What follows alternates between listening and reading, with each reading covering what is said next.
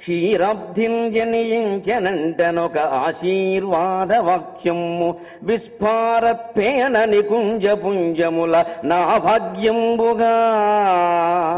మన కోసం వండుకుంటే అన్నం అంటాం, దేవుడికి నైవేద్యం పెడితే నైవేద్యం ప్రసాదం అంటాం. ఇంతకు మించిన తేడా ఏం లేదు. ఇక్కడ తింటే లడ్డు అంటాం, తిరుపతిలో తింటే వెంకటేశ్వర స్వామి ప్రసాదం అంటాం. ఇంతకు మించిన తేడా ఏం లేదు. జీవితంలో కూడా గ్రహించవలసింది అదే. ఎవరినైనా మనం కీర్తిస్తే కాక అంటాం, భగవంతుణ్ణి కీర్తిస్తే ఈ ప్రపంచం కాక అంతకంటే అద్వితీయమైన తత్వాన్ని చేరుకుంటున్నాం అంటాం. కీర్తన ఎలాగూ మన లక్షణం. సభలో వేదికల మీద ఎక్కాము అంటే 3 రకాల డబ్బాలు ఉంటాయి. సొంత డబ్బా, లేదా పరడబ్బా, లేదా పరస్పర డబ్బా. ఇద్దరు ముందు అనుకుని వస్తారు, నువ్వు నన్ను పొగుడు, నేను నిన్ను పొగుడుతా. ఆ విషయాలు మనకి తెలుసు, వాళ్ళు అలా చేసుకుంటున్నారు. అయినా వింటూనే ఉంటాం. ఎందుకంటే దేశంలో ఇనప చెవులు ఎక్కువ తోలు చెవుల కంటే. తోలు చెవులు ఉంటే స్పందిస్తాయి, కొన్ని వింటాయి, కొన్ని వినవు. ఇనప చెవులు దేన్నైనా వింటాయి, దానికి ఏదో కాలక్షేపం. ఎలాగో మనకి సంకీర్తన అనేది అలవాటు కాబట్టి మన సంప్రదాయం ఏం చేసేది ఏదో భగవంతుడిని చేయరాదా? ఇలా నువ్వు ఎంతమందిని కీర్తనలు చేసినా, ఎంతమందిని కాకాలు పట్టినా, ఎంతమందిలో లేని గుణాలని ఆపాదించి పొగిడినా చివరికి అసలైనటువంటి ఆత్మజ్ఞానాన్ని పొందలేకపోతే ఇవన్నీ వృధాయే కదా. ఆ సంకీర్తన ఏదో ఎంతమంది యొక్క స్వరూపము భగవత్ స్వరూపమే కాబట్టి అంతా ఉన్నది ఒకే పదార్థం, ఏకమేవ అద్వితీయం బ్రహ్మ అని వేదము చెబుతున్నమాట, అనుభవంలో రుజువుతున్నమాట. ఎన్ని రకాల భేదాలు మనం పెట్టుకున్నా ఉన్నది ఒకే పదార్థం. శాస్త్రం కూడా అంగీకరించినటువంటి విషయం. సృష్టికి మూలం పదార్థం అన్నారు, పదార్థానికి మూలం ధ్వని అన్నారు. ధ్వని అంటే ప్రణవం, ఓంకారం అని వేదం ఉంది. అంతకంటే ఉంది, చివరికి ఒప్పుకున్న విషయం అది. అందుకని ఆ మూలమైనటువంటి పదార్థాన్ని కీర్తించరాదా అనడం కోసమే శ్రవణం, కీర్తనం, విష్ణోస్మరణం, పాదసేవనం, అర్చనం, వందనం, దాస్యం, సఖ్యం, ఆత్మనివేదనం అని 9 రకాల భక్తి మార్గాలని ప్రబోధించారు. 9 రకాల మార్గాలు ఎందుకు అంటే ఒక్కొక్కరికి ఒక్కొక్క దారి ఇష్టం అవుతుంది. ఒక్కొక్కరికి పాటలు పాడడమే ఇష్టం, ఒక్కొక్కరికి పాడే ఓపిక ఉండదు. వారు పాడితే మనకు కష్టం కూడాను, అందుకని వారు వింటారు. వారికి శ్రవణం, నువ్వు పాడద్దబ్బాయి వినమని చెప్పారు. వినడం కూడా మంచిది. ఇప్పుడు పాడేవాడు కష్టపడి పోడు, సాధన చేసి 50 ఏళ్ళు నేర్చుకుని పాడుతున్నావు. నీ సొమ్మేం పోయింది, 5 నిమిషాలు కూర్చుంటావు, బాగుంటే బాగుందంటావు, లేదా మధ్యలో వెళ్ళిపోతావు. అంచేత కీర్తనం కంటే శ్రవణం సుఖమైన విషయం. హాయిగా వినొచ్చు, ఇష్టం లేనప్పుడు వెళ్ళిపోవచ్చు. ఇక్కడ ఎవరైనా ఎప్పుడైనా వెళ్ళిపోవచ్చు, నేను ఒక్కడనే వెళ్ళిపోకూడదు. పారితోషికం ఇచ్చే వరకు అది ఇస్తే నేను వెళ్ళిపోతాను. అందుకని మీకు అందరికీ సర్వస్వేచ్ఛ ఉంది. అంటే శ్రవణం ఎక్కువ స్వేచ్ఛ కీర్తనం కంటే. ఈ కీర్తనం 1 గంట గంటం బాబు నాకు సమయం ఇచ్చారు, అంతవరకు నేను కీర్తించాలి, తప్పదు, ఇంకో మార్గం లేదు. కానీ మీకు అది అవసరం లేదు, మీరు ఎప్పుడైనా వెళ్ళిపోవచ్చు. మనకి నచ్చిన మార్గాన్ని ఎంచుకునేటువంటి అవకాశం హిందూ ధర్మంలో ఉంది. ఇతర ధర్మాల కంటే హిందూ ధర్మం ఎందుకు గొప్పది అంటే పరమ స్వేచ్ఛ ఉన్నటువంటి మతం హిందూ మతం.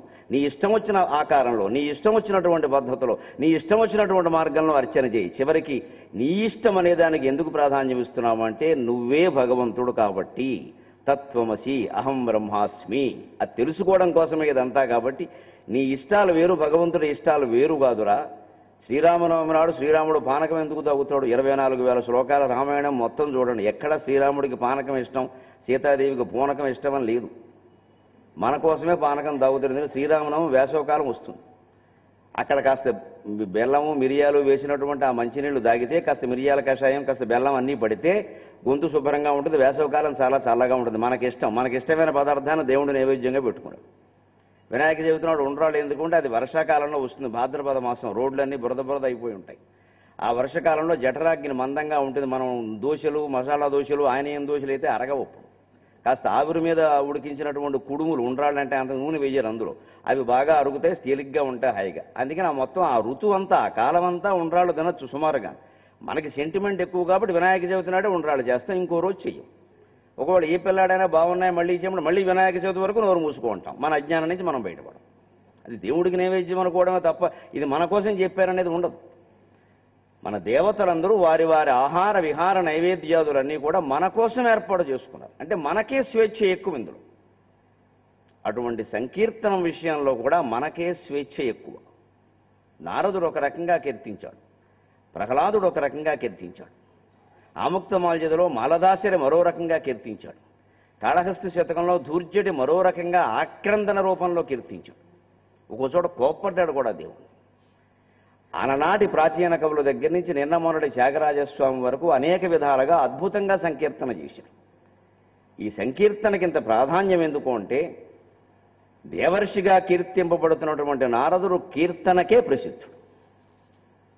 శ్రవణం కీర్తనం విష్ణు స్మరణం పాదసేవనం అన్న దాంట్లో ఒక్కొక్కరికి ఒక్కొక్కరిని ఉదాహరణగా చెబుతారు. వినడానికి ఎవరయ్యా అంటే పరీక్షణ మహారాజు భాగవతాన్ని వినడం ద్వారానే ముక్తి పొందాడు.